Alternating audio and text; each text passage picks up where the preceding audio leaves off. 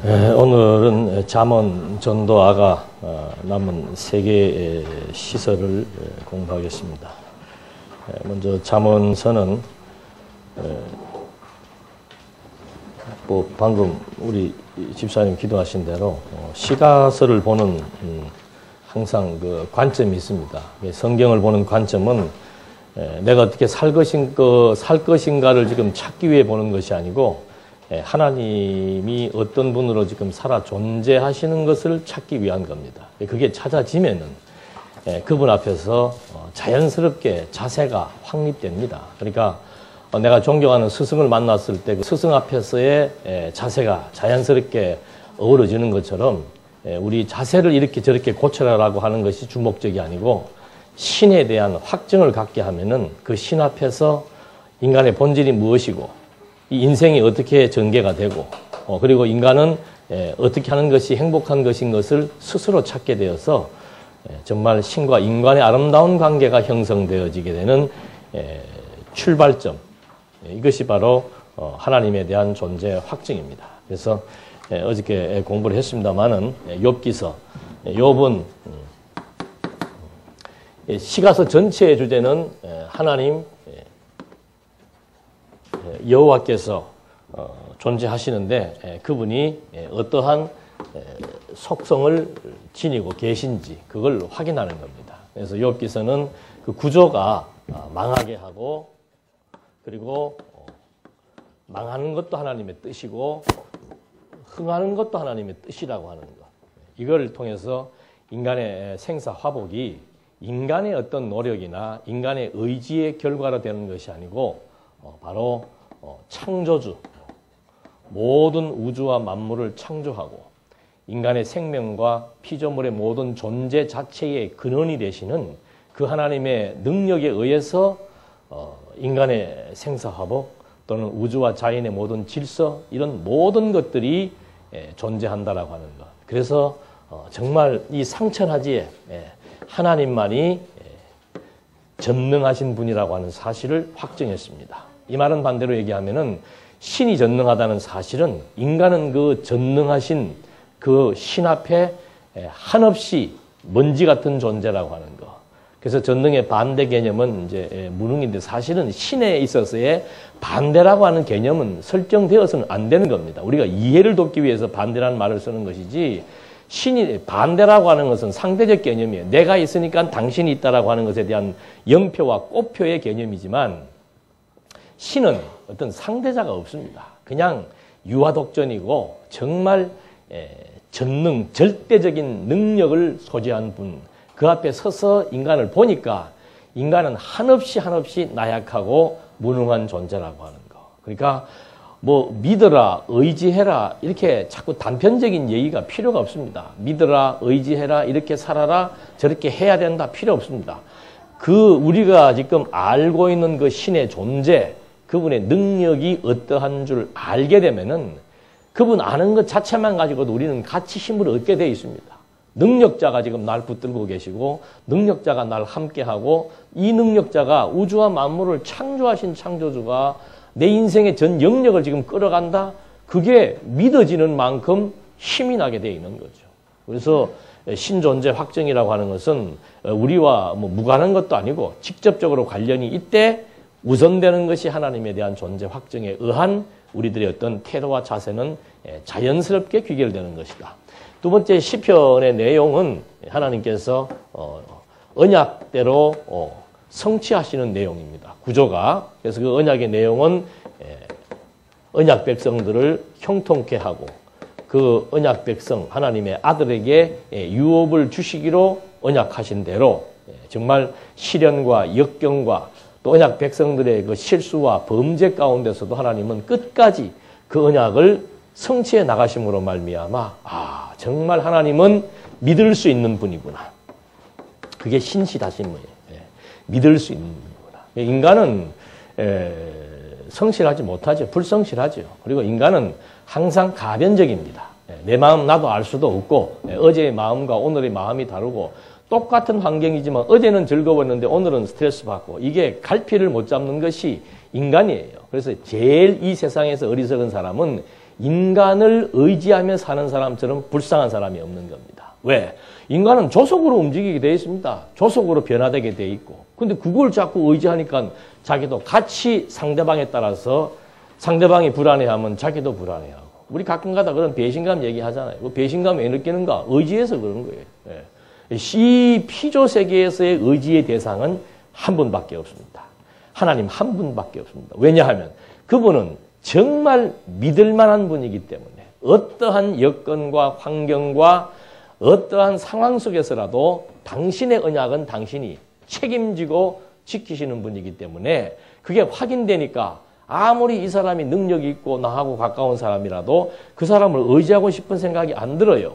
그러니까 이 사람에게 따라서 내가 영향을 받는 게 아니고 나의 영향은 신으로부터 받고 나는 상대방에 대해서 사랑하는 관계로 성립이 되는 거죠. 그래서 예수님께서도 위로는 하나님 사랑하고 아래는 이웃을 사랑하는 말대로 하나님을 의지하고 그 하나님을 의지함으로 말미암아 주어지는 내 힘, 또 내 어떤 능력, 하나님에 의한 어떤 자신감 이런 것들이 이제 상대방을 이해하게 되고 상대방을 사랑하게 되는 것이지 이 피조 세계의 의지의 대상은 없다는 것. 그걸 이제 시편을 통해서 확인할 수 있고 이제 오늘 공부하게 될 그 잠언서는 하나님께서 다윗에게 근접해서는 다윗에게 언약을 세웁니다. 다윗의 이름을 견고하게 해주겠다. 다윗이 이스라엘의 명실공히 언약의 초대 왕조로서 이 다윗의 이름을 이제 영원히 오래도록 빛나게 해주겠다. 그런 약속을 하나님께서 한 바가 있습니다. 그런데 정말로 그 다윗이 지명한 솔로몬이 왕이 되고 솔로몬의 많은 아들 중에서도 또 르호보암이 그 왕위를 계승하게 되고 이런 왕위 계승 자체가 이렇게 뭐 평탄한 가운데 계승된 것이 아니고 막 뭐 왕위를 뭐 먼저 다른 형들이 뭐 빼앗기도 하고 또 빼앗기기도 하고 이런 많은 우여곡절 가운데서도 하나님께서 다윗에게 세운 그 언약대로 왕조가 그대로 계승되고 보존되게 되는 섭리 역사. 그걸 이제 솔로몬이 자기 40년 동안의 통치 기간을 통해서 경험을 한 거예요. 아, 이거 진짜 이 인생의 역사라고 하는 게 나는 지금 다윗의 왕조의 역사를 경험했지만 모든 인생사가 인간의 계획대로 되는 것이 아니고 하나님의 계획대로 되는구나. 그래서 하나님은 만사의 주관자이시다. 만사를 주관하시는 분이니까 그 권한이, 권세가 하나님에게 있다. 그 사실을 이제 자기 후대, 자기 아들, 장차 왕이 되어져서 나라를 다스리게 될 르호보암에게 그 사실을 지금 설명해 주려고 하는 거예요. 왜냐하면 이 아들 때 가서는 나라가 이제 분열됩니다. 솔로몬의 범죄로 인해서 하나님께서 12지파를 이제 11지파를 다 뺏어버리고 한 지파만 솔로몬에게 주겠다고 미리 예언을 해줍니다. 그러니까 아들이 그 얼마나 위기적인 상황입니까? 예? 우리는 숫자에 약한데 12지파 가운데서 10지파 반이 다 그냥 분열해서 나가버리고 남은 식구가 한 지파 반 남아 있습니다. 우리 여기도 지금 뭐 교회 분열의 아픔을 다 겪어보신 분이고 저도 그런 거 겪어봤고 우리 노예사나의 모든 교회가 그거 다 겪어봤습니다. 그때 어떤 심정들인가? 이거 어디로 숫자가 많이 가는가? 다 관심은 거기에 있죠. 근데 중심은 그게 아니에요. 1000만 명이 다 넘어가도 10지파 반이 다 넘어가도 온 인류가 다 하나님의 말씀을 불신해도 하나님의 약속을 받고 하나님이 정말 전능하시고 신실하시고 역사의 주관자라고 하는 사실이 깨달아 믿어지는 그 확신신앙, 그것이 힘이 되는 것이지 얼마나 많은 사람이 모였느냐, 얼마나 유력한 사람이 지지하고 있느냐 이런 것들은 의미가 없는 거라 이 말입니다. 그래서 솔로몬이 자기가 살아보면서 경험에 의한 것을 보니까 정말 하나님께서 이 나라를 주관해 나가시는데 그걸 아는 것이 지혜라 이 말입니다. 하나님의 뜻을 따라 하나님의 계획대로 이 왕조가 그대로 계승된다는 사실을 아는 것, 그게 지혜란 말이죠. 그런 작용이 이제 명철로 되어지는 거니까 솔로몬은 아들에게 너에게 가장 중요한 것은 군사력도 아니고 경제력도 아니고 많은 사람들이 너를 추종하는 인간적인 세력도 아니고 너에게 가장 중요한 것은 뭔가? 지혜가 있어야 된다. 이 지혜는 뭔가? 세상 만사의 이치를 터득할 수 있는 만사가 정말 하나님의 뜻대로만 된다라고 하는 사실을 깨달아 믿을 수 있는 마음의 상태가 그게 지혜예요. 여러분 그것처럼 무서운 사람이 어디가 있습니까? 하나님 뜻대로 된다는 것이 믿어지는 사람. 그것처럼 두려운 사람은 없는 거죠. 그래서 어떤 위기와 환난과 역경과 정말 뭐 청천벽력 같은 엄청난 시험이 주어져도 이것이 하나님의 뜻이라고 믿어지는 사람. 그래서 그 뜻의 끝이 어떤 줄 아는 사람. 그 뜻의 과정상의 의미가 무엇인 줄 아는 사람. 이것이 인간에게 가장 중요한 핵심적인 포인트, 과제이기 때문에 솔로몬은 아들에게 유언처럼 남겨주는 말이 뭔가? 아들아, 나라를 움직이려면 이래야 되고 저래야 되고 어떤 내각을 세워야 되고 어떤 군사력 전략이 필요하고 이런 말 한마디도 없습니다. 아들아, 너 지혜가 있어야 된다. 그 지혜는 바로 뭔가? 나라를 지혜가 모든 것들을 다 주관한다. 하나님의 지혜가 세상 만사 모든 것들을 다 주관한다. 그래서 왕가가 세워지는 것도 왕가가 수립되는 것도 그리고 나라를 통치하는 것도 이게 전부 하나님의 지혜에 의해서 다스림을 받는다는 사실. 그걸 이제 아들에게 확인시켜 주는 겁니다. 그러니까 이거 알게 되니까 이거 뭐 진짜 모든 주권이 하나님에게 있다는 것이 확실히 믿어지니까. 그래서 잠언서에 그런 말이 나오는 거예요. 사람이 아무리 자기의 길을 계획하면 뭐하냐 이 말입니다. 예? 그 말은 무슨 뜻인가? 인간이 무슨 일을 계획하고 구상하고 어떤 일을 뭐 모의한다 하더라도 그것이 되고 안 되고는 하나님의 권세에 달려 있는 것이지 인간의 자율적 능력이나 인간의 뭐 자율적 의지나 인간의 모략에 따라서 무엇이 되는 것이 아니라고 하는 사실. 아닌데요? 사람들이 다 하는데요? 예. 뭐 무슨 정치도 인간이 하는 것이고 오늘 교회에 나오고 안 나오는 것도 내 마음에 따라 움직였는데요? 그건 이제 보이지 않는 그 힘을 모르는 거죠. 생명의 근원이 있다라는 사실을 모르는 거예요. 그냥 이렇게 움직이고 있는 내가 생명체고 이 생명체가 내 의지와 내 결단에 따라서 움직여지는 줄로 착각하는 사람들이죠. 우리에게서의 생명의 기운이 육체적인 생명도 마찬가지입니다. 육체적인 생명의 기운 걷어버리면 저는 바로 뭐가 되는 거예요? 물체에 불과한 거. 이거 아무것도 아니에요. 지금 육신적인 생명의 기운을 하나님이 공급해 주니까 호흡도 하고 움직이기도 하고 하는 것이지 뇌세포 보이지도 않는 뇌세포 하나만 약간만 0.01mm만 옆으로 조금만 빗나가도 몸에 마비가 와버린단 말입니다. 그거 누가 하는 거예요? 뇌 마비가 왜 일어나는가? 의학적으로는 뭐 운동 부족이고 뇌혈관, 그거야 다 알죠. 뇌혈관이 막히니까 뇌마비가 일어나는 거지. 그럼 뇌혈관이 왜 막히는가? 음식을 잘못 먹고 뭐를 잘못하고 이거는 다 현상적인 얘기예요. 그럼 음식은 왜 잘못 먹은 거예요? 내가 왜 안 좋은 음식만 왜 땡기는 겁니까? 그 식욕을 누가 주관하는 거예요? 그 사실은 생각하지 못한다니까. 그래서 음식은 뭐 채소 위주로 먹어야 되고 뭘 먹어야 되고 백날 먹어봐야 소용없습니다. 아무리 좋은 약 먹어도 하나님의 이 지혜가 담기는 육신적인 1차 기관이 두뇌입니다. 하나님의 지혜를 담아서 그 지혜를 움직여 나가는 우리 육신적인 1차 기관이 두뇌예요. 그 두뇌에 입력되는 정보 자체가 정말 진리가 입력되지 않으면은 둔탁해질 수밖에 없고 판단력이 흐려질 수밖에 없고 무지해질 수밖에 없고 어리석을 수밖에 없고 고집이 셀 수밖에 없는 거예요. 그래서 아들에게 네가 비록 왕이지만 나라는 네가 다스리는 거 아니다. 설령 우리가 내가 무슨 가정에 뭐 가장이라고 말은 가장이라지만 실질적인 가장은 남편도 아니고 아내도 아니에요. 정말 하나님이 그 가정을 세우기도 하고 하나님이 그 가정을 다스리기도 한다. 그걸 솔로몬은 왕이니까 그 왕의 자리에 있으면서 그걸 경험해서 아들에게 정말 모든 권세는 하나님에게 있다. 그러니까 인간에게는 뭐가 없다는 거예요? 자유의지가 없다는 거예요. 그러니까 어리석은 생각하지 마라 이 말입니다.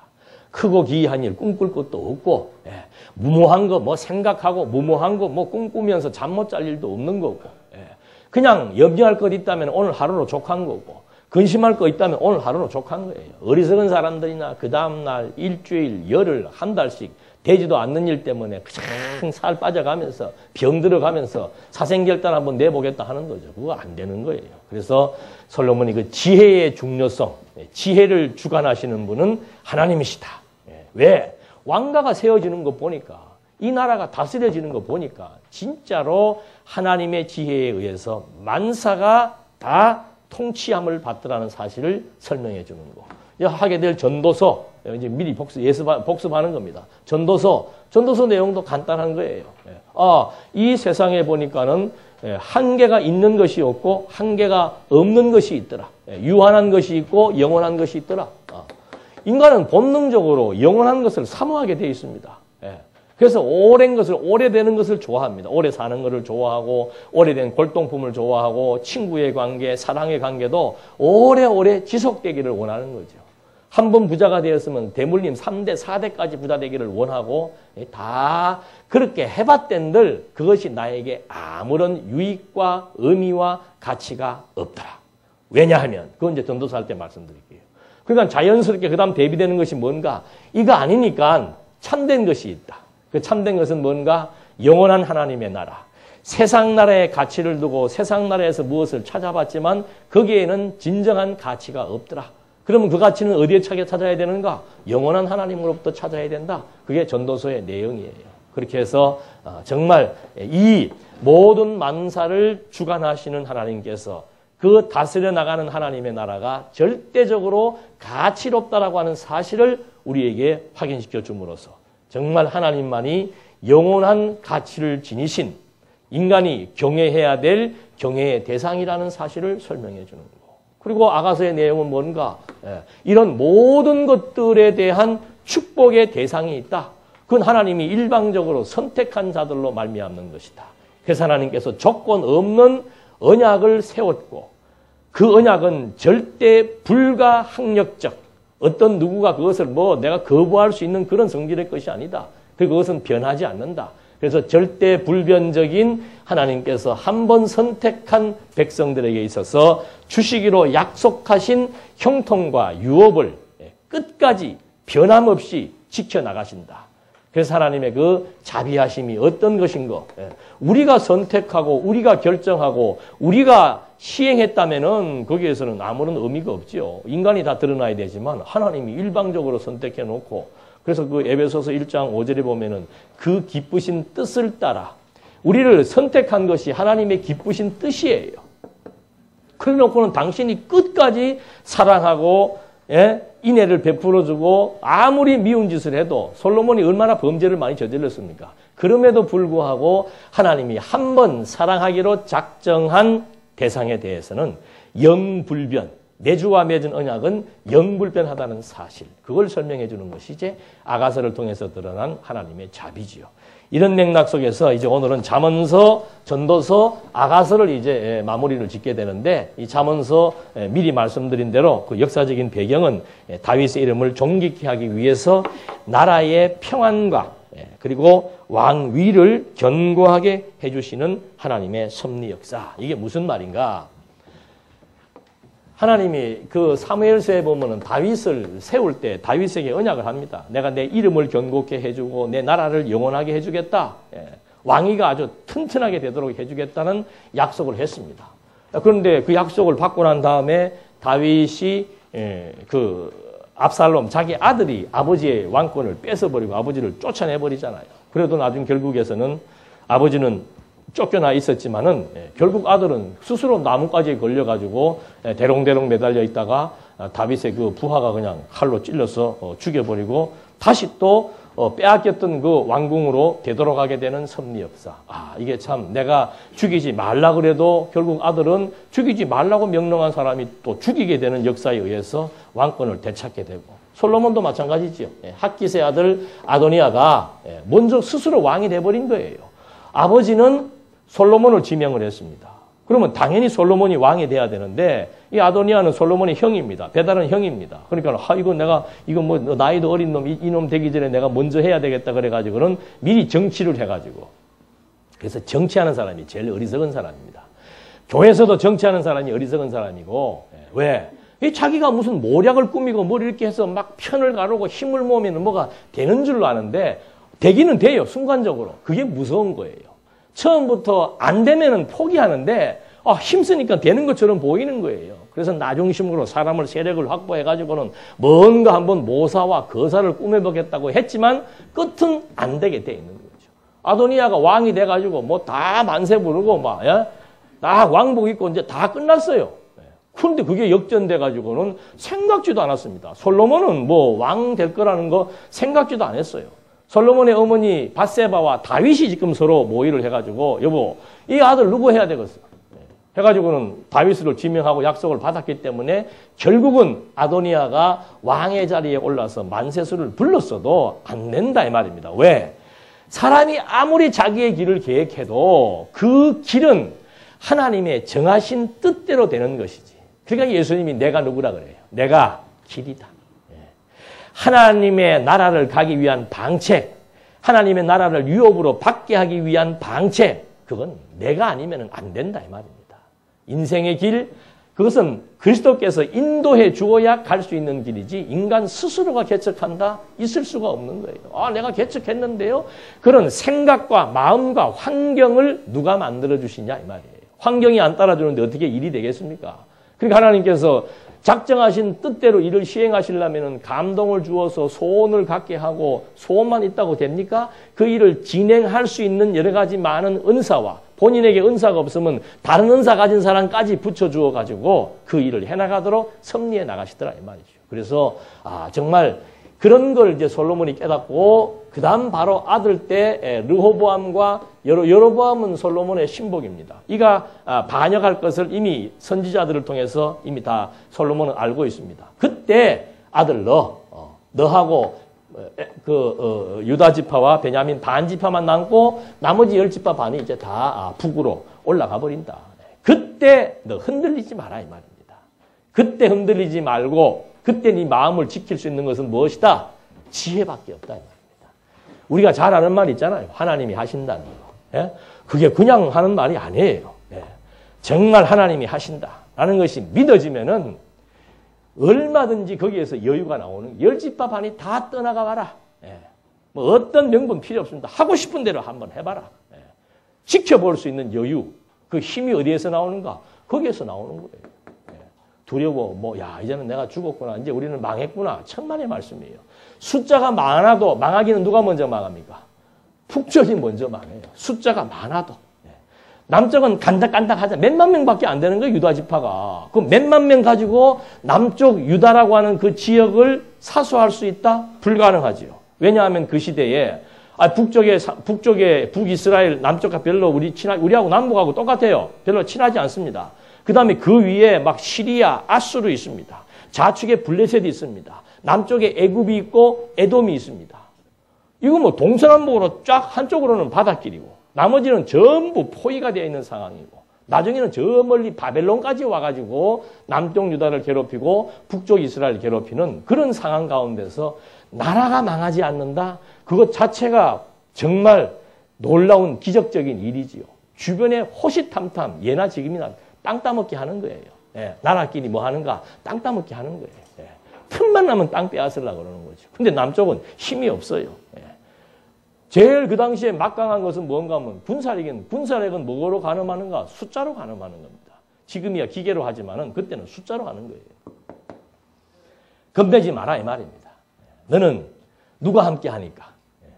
역사를 주관하시는 하나님이 너와 함께 할 것이니까 절대 나타난 세력 때문에 주눅들거나 그 세력 때문에 위축되거나 거기에 비굴하거나 굴복하지 마라. 끝까지 하나님의 백성으로서의 자긍심을 가져라. 그거 가지려면 그냥 가져집니까? 이 모든 역사의 주관자가 하나님이라고 하는 사실이 깨달아 믿어져야만 그 확신이 드는 거죠. 그런 맥락 속에서 이제 그 잠언서가 정말 언약 왕조를 통해서 하나님께서 주권자이신 여호와이심을 우리에게 알게 하려고 하는 것이다. 그러니까 거기에 나오는 본문을 해석할 때 나오는 모든 내용들 보면은 그게 전부 하나님께서 나라를 이렇게 주관하신다는 사실을 알게 하시기 위한 계시적 의도로 쓰여졌다는 것만 우리가 정확히 인지하고 계시면 됩니다. 왜 그런가 하면은 이제 그 솔로몬이 비유를 들어서 말하는 거예요. 이쪽 여로보암이나 아도니아를 어떻게 표현하는가 하면은 악마로 표현하기도 하고 음녀로 표현하기도 하고 도둑놈으로 표현하기도 하고 사기꾼으로 표현하기도 하고 여러 가지 부류로 표현을 합니다. 그리고 독주로 표현을 하기도 하고. 그러니까 그거를 문자적으로 해석하면 남자는 여자를 조심해야 되겠구나. 요즘 계속 뉴스에 나오는 것처럼. 예? 그 어린애 궁뎅이를 뭐하러 던드려요. 예. 그러다가는 큰일 난다. 자, 남자들은 성경에도 보니까 남자들은 술 많이 먹지 말고 여자를 가까이 하면 안 됩니다. 그걸 지금 말하려는 게 아니에요, 솔로몬은. 그거는 말 하나만 하는 셈이에요. 인간이 기본적으로 아는 사실이에요. 그럼 성경은 그 말을 왜 하는가? 독주에 취하면 안 됩니다. 당연히 안 되죠. 그 말을 하려고 하는 것이 아니고 그 독주에 취해서 비틀거리는 음녀가 누구인가? 그게 바로 하나님이 만사를 주관하신다는 사실을 잊어버리고 왕조도 아닌 인간이, 예? 유다지파도 아닌 사람이 도리어 나가가지고 지가 왕이 되겠다고 설치는 그게 음녀고, 그게 술 취한 여인이고, 그게 호리는 계집이다 이 말입니다. 그렇게 비유로 지금 써놓은 거예요, 상징으로. 그러니까 그런 말에 대한 의미를 알려면 역사적 배경이 이해 안 되면은 그거 보고 해석이 안 되는 거예요. 뭐 저울줄을 똑바로 달아주라. 장사하는 사람들은 거짓말하면 안 됩니다. 어떻게 거짓말 안 하고 장사를 하겠어요? 예를 들자면은, 예? 하나도 안 남습니다. 안 남는데 뭐하러 장사를 해? 다 남지. 예. 또 성경 보고 맞아, 거짓말하면 안 되지. 저울줄 뭐 있다고 저울줄 속여야 된다, 안 속여야 된다 그 말 하는 게 아니에요. 저울줄을 속이는 게 누군가? 이게 이쪽 세력이라 그 말입니다. 저울줄은 측량이에요. 모든 것에 대한 측량의 기준은 하나님이라 그 말이죠. 하나님의 뜻에 따라 모든 것이 움직이는데 왜 네 마음대로 측량을 하고 네 좋은 대로 측량을 해서 자기가 뭔데 자기 나름대로 국가를 판단하면서 나라가 부패해서 안 되겠다. 예, 남쪽 르호보암 정치하는 거 보니까 안 되겠다. 백성들만 힘들고 어려워진다. 예, 내가 이 민족을 살려야 되겠다. 이 민족을 살리고 죽이는 거 누가 하는 거예요? 하나님이 하시는 거예요. 근데 어떻게 주제넘게 자기가 측량을 자기 마음대로 해가지고 이 민족, 도탄에 빠진 이 민족을 내가 살려야 되겠다?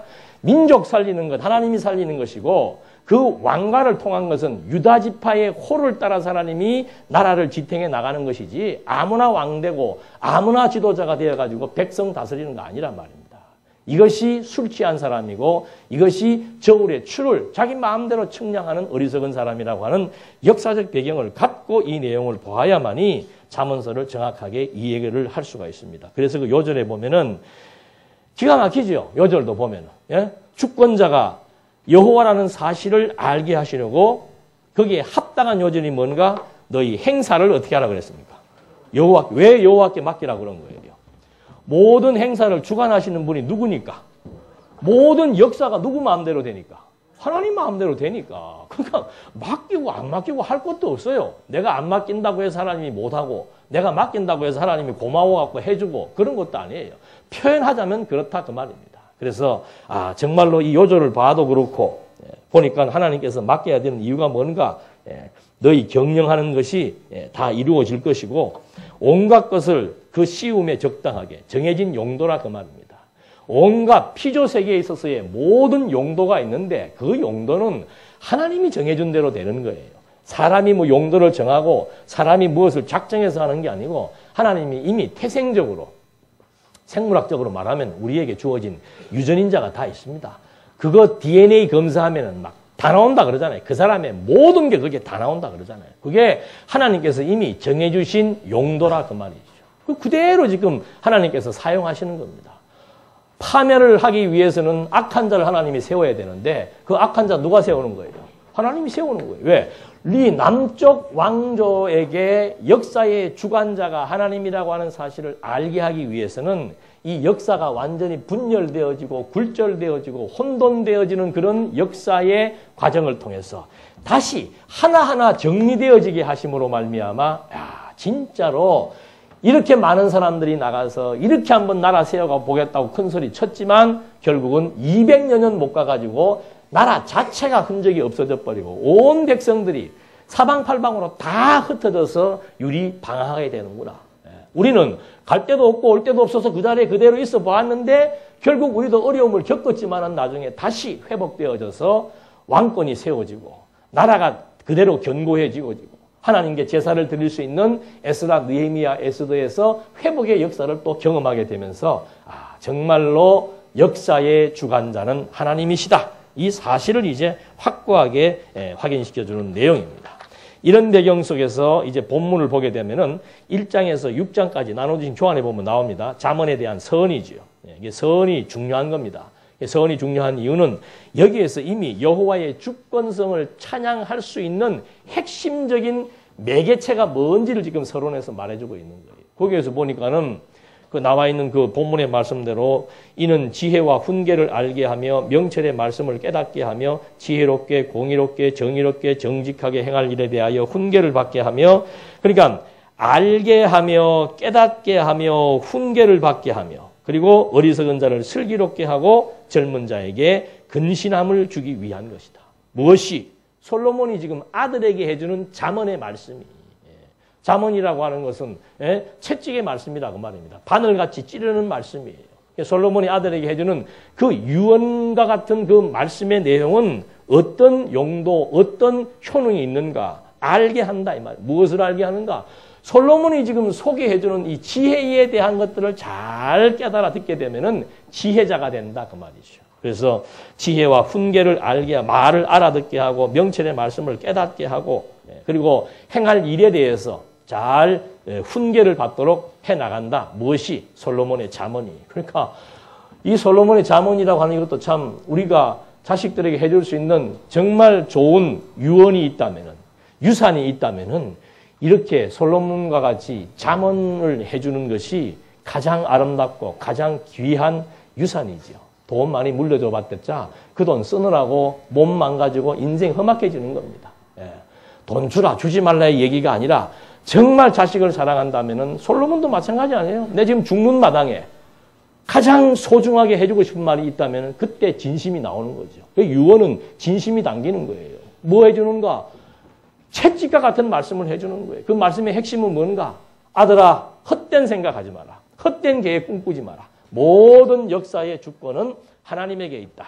이 사실을 이제 지혜는 만사가 하나님의 뜻대로 된다는 것에 대한 마음의 상태라고 있죠. 저 강론집에 다 나와 있습니다. 훈계는 뭔가? 그 내용을 교육하는 겁니다. 그리고 지식은 그 내용의 교육을 실제 삶을 통해서 체득한 것이 지식이에요. 그리고 명철은 뭔가? 그런 만사가 하나님의 뜻대로 된다는 마음의 상태가 작용하는 겁니다. 작용을 하니까는 명철해가지고 나쁘다 좋다를 판단하고 분별할 수 있는 그런 판단력과 분별력이 생기는 거예요. 아, 저 사람 참 지혜롭다. 뭐가 지혜로운가? 된장을 언제 담그는 줄 알더라. 그게 지혜로운 게 아니고 정말 지혜로운 사람은 막 엄청난 위기 상황 속에서 무엇을 생각해내는 사람? 하나님이 하신다는 거죠. 그러니까 광야에서 그러잖아요. 하도들 설치고 막 탄식하고 원망하고 모세도 막 힘들어하니까는 내 백성들아 이제 좀 잠잠히 기다려서 뭘 봐라. 하나님이 어떻게 해나가시는 거 봐라 이 말입니다. 어려워요? 쉬워요? 신앙생활이 어려워요? 쉬워요? 세상천지 쉬운 것이 신앙생활 하는 거예요. 그런데 우리는 세상천지 어려운 것이 신앙생활 하는 것부터 공부도 해야 되고 이거 뭐. 아 이렇게 쉬운 공부가 어디가 있어요. 앉아만 계시면은 다 요리해가지고 입만 벌려서 있으면은 그냥 씹지 않아도 삼키기만 할 수 있도록 믹서기에 갈아가지고 꿀떡꿀떡 무슨 뭐 시한부 인생도 아니고 어떻게 그렇게들 공부를 쉽게 하시려고 그러는지 몰라. 그래서 요즘 좀 이렇게 좀 어려운 공부 좀 시키면은 막 힘들다 그러고 뭐 교회가 뭐 이러냐 그러고 그럼 안 그런 교회 많아요. 여기는 그런 교회예요. 그러니까 그거 가장 중요한 것이 지혜인데 그 지혜가 없으면은 얼마나 힘들겠어요. 그러니까 하나님이 하신다는 거에 대해서 이제 나중에 본문에도 그게 나옵니다. 그런 것들을 배우는 거. 그래서 여기 지금 개념 설명입니다. 지혜란 무엇이고 훈계란 뭐고 지식이란 뭐고 명철이란 무엇이다라고 하는 개념 설명을 해주면서 모든 것은 그러니까 신약에서 예수님을 갖다가 우리는 지혜의 근본이라고 얘기하잖아요. 지혜로 지혜자다 하는 것이 뭔가? 예수님께서 사실 이 지혜라고 하는 것이 하나님의 뜻을 인지하는 마음의 상태이기 때문에 지혜의 근간은 뭔가? 하나님의 뜻이에요. 하나님의 뜻. 하나님의 뜻은 그동안 비밀이었습니다. 비밀. 감추어진 비밀이었어요. 비밀을 누군가가 어떻게 해줘야 돼요? 설명을 해줘야 돼. 근데 이 비밀이 암호로 되어 있었던 거예요. 암호로. 풀어야 돼요. 그러니까. 이걸 풀어야 되는데 이걸 누구를 통해서 풀 건가? 하나님께서 아들을 통해서 풀어주겠다고 약속을 한 거예요. 그래서 하나님의 아들이 어떻게 해요? 이 비밀을 가지고 인간의 몸을 입고 어떻게 해요? 세상 안으로 오셔서 율법은 모세로 말미암지만 은혜와 진리는 누구로 말미암는다? 은혜와 진리. 예수를 보고 우리는 뭐라고 얘기하는 겁니까? 은혜의 영광이요, 진리의 근본이다. 그러니까 이 은혜라고 하는 것은 뭔가? 창세전부터 하나님께서 가지고 계셔서 자기 백성들에게 베푸실 복이에요, 복. 그 복의 내용을 하나하나 설명해 주는 것이 뭐예요? 그게 진리예요. 그 복의 내용 속에 담겨져 있는 것이 뭔가? 하나님의 뜻이에요. 그러니까 어제도 말씀드린 대로 예수님께서 주기도문으로 기도하실 때 핵심 내용이 뭐라고 그랬습니까? 하나님의 이름. 그 이름은 존재와 관련이 된 겁니다. 하나님의 이름이 거룩히 여김을 받으셔야 됩니다. 이름을 알아야지. 아, 이름이 여호와인데요? 아니에요. 여기서부터 시작해서 여기로부터 시작해서 여기에 이르기까지의 전 역사를 알아야만 그 이름이 가지고 있는 의미를 찾을 수가 있는 겁니다. 그리고 이름 알아야 되고 그 다음에는 그분이 하시고자 하시는 일이 뭐예요? 하나님의 나라 아니에요. 나라. 그 나라가 바로 복이에요. 그 나라에 대한 비밀을 설명하실 수 있는 분은 하나님의 아들밖에 없습니다. 하나님의 나라니까 하나님의 아들만이 그 나라에 대한 모든 것들을 알고 계시는 거죠. 그리고 마지막은 뭐예요? 하나님의 뜻이 이루어지기를. 왜? 이 모든 피조 세계는 전부 하나님의 뜻에 의해서 진행되고 종결되게 돼 있기 때문에. 그래서 지금 이 지혜가 바로 뭔가? 그리스도이시고 그 그리스도를 통해서 소개된 언약대로 성취된 그리스도를 확인할 때마다 아, 하나님은 정말 뜻으로 존재하시는구나. 이걸 우리가 확인할 수 있는 겁니다. 그래서 우리 교회란 뭔가? 뜻을 중심으로 모인다는 말의 의미가 그거예요. 뜻을 중심으로 모인다. 예? A 장로님, B 장로님, A 권사님, B 권사님으로 모이는 것은 교회가 아니고 시장이에요. 예? 그건 시장입니다. 교회는 뭘 중심으로 모이는가? 누구 중심으로 모이는가? 하나님 뜻 중심으로 모이는 거예요. 하나님 뜻 중심으로 모이려면 뭘 알아야 되겠습니까? 뜻을 알아야지. 뜻을 알아야 뜻 중심으로 모일 거 아니에요. 예? 이분의 뜻이 맞는지 저분의 뜻이 맞는지 무슨 정견 발표하듯이 가만히 얘기 들으면 다 맞는 거 같고 아 그래도 나를 차를 한번 더 태워주는 분이 저분이니까 난 저분 뜻 따르란다? 이건 교회 아니에요. 예. 그런 장난치시는 분이 있다면 그분도 그건 교인 아니고 예. 완전히 그리스도 뜻 중심이에요. 뜻 중심. 뜻 중심으로 모이려면은 그 뜻을 그 비밀을 깨달아 나갈 수 있는 지혜가 주어져야 되고 그 지혜는 성경을 통해서만 주어지게 돼 있는 겁니다.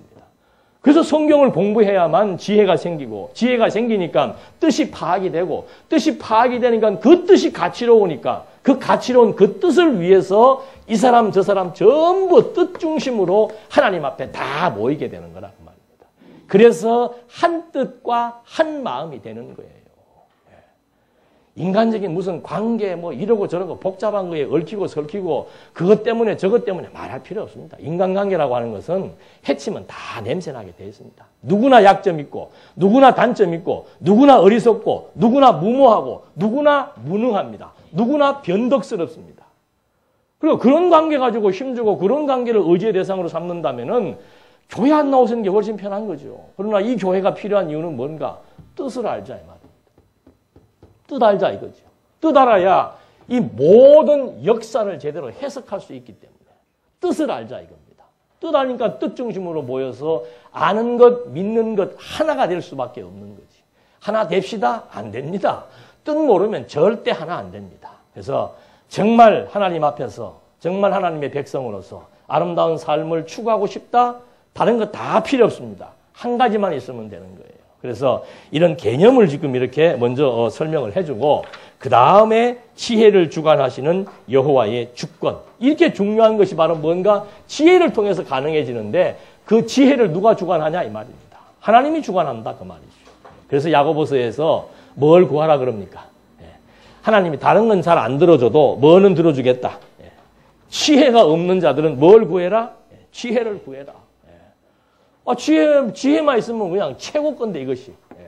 그래서 하나님께서 이 지혜를 주관하시는 분이 누구신가? 하나님이라고 하는 사실을 설명해 주는 겁니다. 그래서 여기에서 첫 번째 단락이 지혜를 얻으라는 훈계를 해주는 거예요. 지혜가 중요하지요. 지혜. 모든 만사와 만물의 이치를 터득할 수 있는 아주 가장 중요한 진리이기 때문에 그 지혜를 바로 이것을 하나님이 주관하시기 때문에 우리는 사랑하는 아들아 너는 일평생 가장 너에게 소중한 과업은 뭔가? 지혜를 얻고 지혜를 얻으라. 지혜를 지키라. 그 다음 뭐예요? 지혜를 들으라. 이것도 일반적인 명령문처럼 보이지만 성경의 명령문은 전부 하나님께서 하게 해주시는 사역동사입니다. 지혜의 주관자가 하나님이니까 하나님의 선택한 백성들에게는 반드시 지혜를 어떻게 하게 해줍니까? 얻도록 해주고 지혜를 얻었으니까 지키도록 해주고 그 다음 그것을 지속성을 갖게 해주기 위하니까 끊임없이 그 지혜의 말씀을 듣도록 하나님께서 하게 해주신다 이 말입니다. 왜? 이미 창세전부터 지혜 안에서 우리를 택했기 때문에 택한 하나님의 백성들에게는 반드시 지혜를 얻고 지키고 듣도록 하나님께서 섭리해 주실 것이라는 전제하에 지금 솔로몬이 아들에게 지혜를 얻어야 되는 까닭과 결과, 지혜를 얻어야 되는 까닭과 결과가 뭔가 이 말이죠. 까닭은 뭐예요? 까닭은 그것이 바로 모든 지식의 뭐니까? 근본이니까. 예를 들어서 하나님께서 창조, 이 피조 세계, 어떤 사람은 뭐 1장 28절을 문화명령으로 이해해서 우리가 자연을 잘 가꿔야 된다. 그 하나님께서 우리에게 이 산과 바다를 왜 주셨는가? 그걸 아는 게 지혜예요. 그럼 그걸 알려면은 누구로부터 그걸 알아놔야 됩니까? 만든 사람으로부터 추적해야만 이 피조 세계가 존재해야 되는 이유와 목적이 무엇인 것을 알 수 있게 되는 겁니다. 그러니까 모든 것들에 대한 근본적인 지식은 어디에 있는가? 하나님에게 있는 거예요. 하나님에게. 그래서 지혜를 얻어야 되는 까닭은 뭔가? 이 지혜가 모든 피조 세계의 모든 것들을 해석하는 무엇이 되기 때문에 원리이기 때문에 그 지혜를 우리가 얻어야만 인간의 본질이 무엇인지, 인간은 무엇을 추구하며 살아야 되는지, 역사의 주체가 누구이며 역사가 어떤 방향으로 흘러가는지, 내가 무엇을 위하여 어떻게 살아야 되는지 이런 것들이 전부 다 지혜를 통해서라야만이 해석이 된다 이 말이에요. 그러니까 다른 공부 아무리 해봤던들 답이 없어요. 왜? 지혜의 근본을 모르기 때문에. 모든 것들을 존재하게 하신 하나님으로부터 모든 해석이 떨어지게 되어 있는데 그 하나님을 모르면 아무 해석도 안 됩니다. 생명이 무엇인지 해석이 됩니까? 역사가 누구에 의해서 움직여지는지 해석이 됩니까? 이 역사가 좋은 역사인지 나쁜 역사인지 올바른 평가를 할 수가 있습니까? 이 우주가 왜 존재하는지를 알 수가 있습니까? 어떻게 생겨났는지를 알 수가 있습니까? 인간이 가지고 있는 모든 궁금증에 대한 해답을 하나도 해줄 수 없는 것이 하나님을 배제한 세속적인 학문이라 이 말입니다. 아무것도 대답을 못 해줘요. 근데 여러분 지혜가 있으면 아기들을 키우면서도 엄마가 지혜로우면 아기들이 그 질문이 굉장히 어려운 질문이고 근본적인 질문이에요. 근데 아기들은 그때 막 엄청난 질문을 갖고 있습니다. 엄마 이거는 왜 그래? 저건 왜 그래? 그거 지혜로우면은 모든 만사와 만물의 근원이 무엇인 줄 알고 그것에 의해서 존재하고 어떤 목적을 가지고 존재하는지를 알면은 얼마든지 쉽게 설명을 해줄 수가 있죠. 엄마 부모들이 답을 못하니까 자꾸 물으면 시끄러. 아빠한테 가서 물어봐. 아빠는 더 모르지 뭐. 이거 해답 얻으려면은 다른 것 없습니다. 지혜. 그래서 솔로몬이 아들에게 지식의 근본이 지혜이기 때문에 그걸 얻어야 되고 그 지혜를 얻은 자의 결과는 뭔가? 그건 다른 것 없습니다. 생명을 얻게 하는 겁니다. 생명을 얻게 하는 거. 우리가 아담의 타락으로 말미암아 우리 영혼이 다 어떻게 해요? 다 죽어버렸잖아요. 그때 이 지혜, 그리스도의 생명의 씨앗이 들어오게 되면은 생명의 기운이 들어오게 되면은 그 지혜로 말미암아 우리가 새 생명을 얻게 된다 이 말입니다. 그러니까 이 생명의 변화라고 하는 것은 뭔가 다른 여러 가지가 설명할 수 있습니다만은 생명이라고 하는 우리 인간의 본질이라고 하는 것 어제도 잠깐 말씀드렸습니다만 인간이라고 하는 것은 이것은 몸이에요. 몸 안에 있는 영혼이 이건 보이지 않습니다만 이 영혼이 모든 걸 다 지금 주관하고 움직여 나가는 겁니다. 그럼 이 영혼이 죽은 상태에서는 완전히 지혜가 없이 이 모든 역사의 주인이 인간인 줄 알고 자기 생각대로 되는 줄로 알고 욕심대로 살려고 하고 이것이 죽은 영혼의 삶의 상태란 말이죠. 그러나 이제 지혜가 주어지게 되면은 정반대 현상이 발생하기 시작하는 겁니다. 재물이 최고인 줄 알았는데 그것이 아니었구나. 인간이 이렇게 하면 되는 줄 알았는데 그것이 아니었구나. 인생의 의미가 이것인 줄 알았는데 그것이 아니었구나. 뭐냐 이 말입니다. 그 뭐냐에 대한 대답이 전도서에 나오는 대답이다 이거죠. 그래서 이 지혜라고 하는 것은 결국 우리에게 생명을 얻게 한다는 말의 의미가 뭔가? 바로 그리스도의 생명의 기운을 공급해서 지혜 되시는 그리스도가 우리의 두뇌를 바꿔버리는 겁니다. 그래서 완전히 영혼의 기능이 뭐예요? 영혼의 기능이. 정신과 이성과 사고의 기능 아닙니까? 정신은 사상체계를 의미하는 겁니다. 인본주의 사상으로 물들어 있던 우리가 모든 것 인간이 하는 줄로 알고 있던 우리가 이제는 이 사상체계가 신본주의로 바뀌는 거예요. 나는 할 수 없다. 나는 할 수 없다. 하나님만이 하신다. 그것이 새 생명을 얻은 자들의 결과라 이 말입니다. 그게 완전히 신본주의화되는 우리의 정신세계의 체계가 바뀌어버리는 역사가 새 생명을 얻은 결과라 이 말입니다. 이것이 무엇으로 가능한가? 지혜로 가능한 거예요. 이 지혜는 어떤 수단을 통해서 진리의 말씀을 통해서 공급되는 거죠. 그래서 우리가 애들한테 자꾸 성경 공부하는 이유가 뭔가? 어릴 때부터 우리가 지혜로운 자로 키워나가는 것이 부모의 사명이에요. 부모들도 마찬가지고. 말씀 들으면 제일 먼저 없어지는 게 걱정, 근심 아니에요? 예? 말씀 들으면 제일 먼저 없어지는 게 걱정, 근심인데. 우리 애들이 볼 때, 우리 어머니는 보니까 참 대단하신 분이다. 저렇게 지금 어려운 상황에서도 저렇게 웃을 수가 있을까? 예? 신경질을 부리지 않을 수 있을까? 이렇게 돼야 그것이 말없는 산교육이 되는데, 말씀 소리는 도구로 하고, 교회는 그렇게 부지런히 열심히 잘 나가고, 교회나 온갖 일을 다 하는데, 또 하나 이렇게 보면은, 온갖 세상 걱정, 근심 어떻게 해요? 다 지고 돌아다녀. 그러니까, 이상하다. 엄마가 믿는 하나님 어떻게 저럴까? 예. 저럴 것 같으면 나는 안 믿을란다. 왜? 믿는 사람이나 안 믿는 사람은 똑같아요. 걱정하고 근심하고 염려하고 스트레스 받는 거는 믿는 사람이나 안 믿는 사람 똑같다 이 말입니다. 그거는 지금 제대로 지혜의 씨앗은 주어졌지만 그 지혜의 말씀을 계속해서 지킬 수 있는 과정이 지금 결여되어 있기 때문에 이게 지금 자라지가 않는 거죠. 그래서 지금 솔로몬은 이렇게 중요한 얘기를 지금 하나하나 해주면서 정말 이 지혜라고 하는 것이 어떤 결과를 낳게 하고 또 이 지혜를 지킨다는 방법은 뭔가? 부지런히 배우는 겁니다. 이게 나오죠? 방법은 배우라. 그래서 아까 우리 집사님 기도하실 때도 우리 교회가 뭐처럼, 처럼이 아니고 그냥 학교예요. 교회 이꼬르 학교예요. 여기는 뭘 배우기 위해서 온 겁니까? 여러분 제사 드리러 온 거 아니에요? 자꾸 예배 드린다고 예배를 어디다가 드려요? 한번 물어봅시다. 예배를 어디다 드립니까? 그게 지금 여기서 안 빠져나가는 거예요. 왜? 백몇십 년 동안 드린다가 되어 있고, 한국에 제사 드리죠. 제사 드린다는 개념과 예배 드린다는 개념이 일치가 돼버리는 거예요. 그러니까 여러분 오늘 아침에 TV 들으면 10군데면은 10군데가 다 뭐라고 얘기합니까? 오늘 거룩한 주일을 맞이해서 하나님의 집에 나온 우리 성도님들에게 이제 하나님 우리의 예배를 흠양해 주시옵시고 우리의 예배를 받아 주시옵시고 누구한테 드리는 겁니까? 지금 하나님이 어디 계시는 거예요? 여호와에 계시는 거라. 우리는 다 앉아가지고 이제 이렇게 하면서 드리자 이 말이죠. 그게 제사 개념이에요. 제사 개념.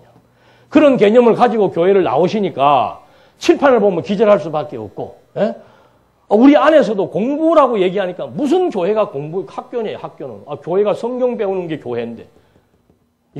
이거는 엄밀하게 말하면은 하나의 장소에 불과한 겁니다. 교회란 말의 의미는 뭔가? 그리스도로 말미암아 새 생명을 얻은 자들이 모여있는 무리가 교회예요, 교회. 그러면 새 생명을 얻었으니까 그걸 지키게 하려면 지금 잠언이 말하고 있는 겁니다. 뭐 하라? 끊임없이 배우라, 그 말입니다. 끊임없이 배우라. 뭘 배우라? 성경을 배우라, 그 말이에요. 그러니까 교회 나오는 이유는 뭔가? 성경 배우기 위해서 나오는 거예요. 성경 공부하기 위해서 나오는 거예요. 여기 지금 제사장도 없습니다. 사회만 볼 뿐이지. 앞으로 우리 연구소에서도 그 주일날 어떤 식으로 하는가 하면 경건 예배 때는 찬송도 하고 다 한꺼번에 다 밀어버렸어요. 그 시간에는 찬송하고 집집마다 나와서 하고 싶은 사람들 다 하고, 그 다음에 드리는 공부 시간은 바로 그냥 올라와서 공부해버리려고 그래요. 또 앞에서 찬송했는데 또 기도하고 또 찬송하고 나는 앉아있으면 시간이 아까워 죽겠어. 하나마나 똑같이 반복하는 똑같은 기도. 예? 창세전 그리스도 안에서 뭐 다 하고 어른이고 똑같은 말 다 같이 해. 예. 공부 시간에 뭐 자꾸 그렇게 자꾸 빼먹을 거 뭐 있어요? 수업 바로 들어가면 되지. 예. 이제 오늘도 이게 몇 년 지나면 바뀔 거예요. 그냥 왔으면 그냥 바로 뭐 죄송합니다. 제가 지금 더워서 이걸 벗었는데 이거 예배 드리는 시간 같으면 이거 벗으면 됩니까? 안 됩니까? 안 돼요. 이거. 예. 여러분들 어느 정도 공감대가 형성되니까 벗어도 그냥 봐주고 있는 거지. 거룩한 예배 시간에 옷 벗으면 큰일 나는 거죠. 제사 드리는 데가 아닙니다. 여기는 제사 드리는 장소도 아니고 무슨 하나님께 뭐 올라가는 것도 아니고 우리의 영혼의 기능을 둔탁해진 영혼의 기능을 새 생명의 지혜의 말씀으로 정신체계와 사상체계를 완전히 인본주의에서 신본주의로 바꿔버리는 거예요. 신중심으로 바꿔지는 거란 말입니다. 하나님이 정말 전능하시고 하나님이 정말 믿을 만한 분이시고 하나님이 역사의 모든 걸 주관하시고 하나님은 정말 영원하시고 자비하시다. 그게 깨달아지는 만큼 그분을 의지하고 그분을 전적으로 믿고 그것이 경외하는 예배의 삶이라 이 말입니다. 예배는 여기서만 드리는 게 아니고 우리의 삶의 전 영역이 예배 생활입니다. 그래서 로마서 12장부터는 그냥 우리의 삶의 전 영역, 가정, 국가, 사회, 직장, 온 영역이 다 예배의 터전이에요. 예배. 지혜자들이 살아가는 삶이 바로 예배예요. 예배. 여기서만 예배를 드리는 게 아니고 드린다는 말도 빼버려야 돼. 없애버려야 돼. 어디다 드리겠어요? 드리기는. 그냥 모여서 성경 공부하고 수업 받기 싫으면 일찍 가시고 뭐 알아서 하시는 거예요. 공부 재밌으면 와서 하고 재미없으면 가고 간다고 해서 하나님이 출석 체크하는 것도 아니고 장로님은 체크하실 수 있겠지. 뭐 나중에 무슨 어디 필요한 데가 있으니까. 그러나 그런 체크 때문에 겁나서 하고 안 하고 또 필요 없습니다. 공부라고 하는 것이 학교 다닐 때 얼마나 우리가 정말 지긋지긋해 하기도 싫은 공부하느라 고생 얼마나 많이 했어요. 교회는 안 그렇습니다. 하고 싶은 사람들만 나와서 공부하는 데예요. 하기 싫은 사람들은 안 와도 됩니다. 하고 싶은 사람들만 나와서 공부하란 말입니다. 제사 드리는 교회는 나가면은 온 천지교회가 다 제사 드리는 데입니다. 여기는 제사를 드리기 위해서 모이는 데가 아니고 예배를 드리기 위해서 모이는 데가 아니고 지혜가 모든 것의 근본이기 때문에 그것이 주어지면 우리가 거듭나고 중생한 새 생명을 얻고 그래서 그 새 생명을 키우기 위해서는 끊임없이 공부를 해서 정말 그리스도에 대한 지식이 자라기까지 하기 위한 과정, 그게 성도의 삶의 의미입니다.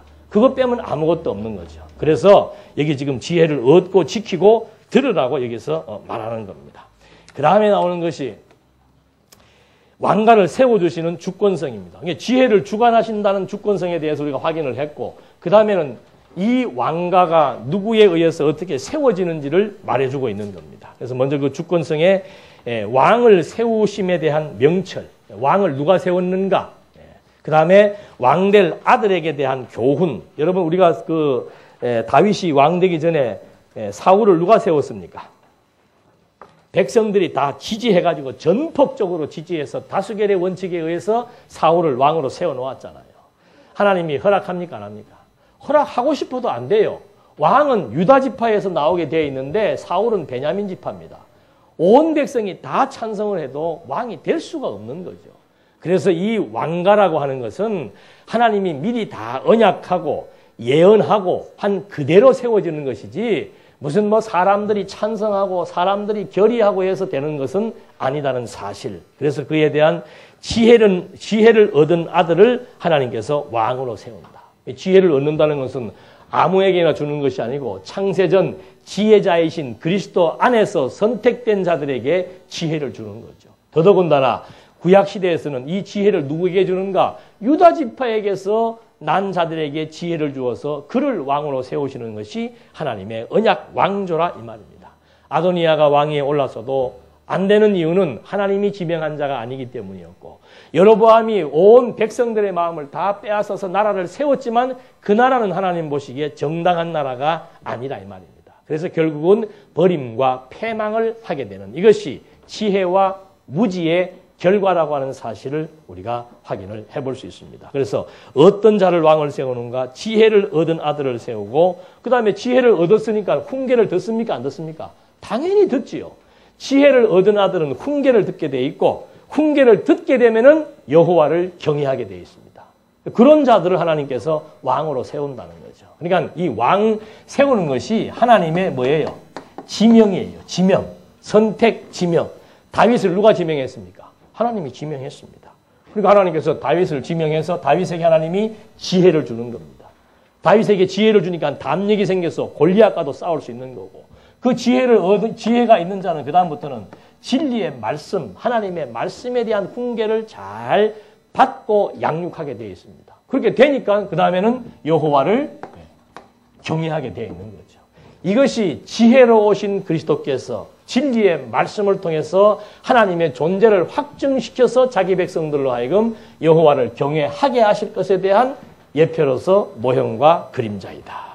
그 다음에 나오는 대목이 왕될 아들에게 대한 교훈인데 무슨 교훈인가? 딱 두 가지입니다. 무엇을 의지해라? 간단해요.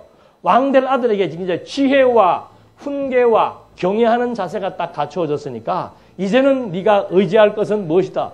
왕이니까 늘 전쟁을 치러야 됩니다. 전쟁을 치르려면 뭐가 있어야 돼요? 군사력이 막강해야 됩니다. 그거 의지하지 말아야 말입니다. 신명기에 지혜로운 왕은 말을 구하러 애굽에 내려가지 않는다. 요즘으로 말하면 핵미사일을 구하려고 미국으로 가지 않는다는 말과 똑같은 거예요.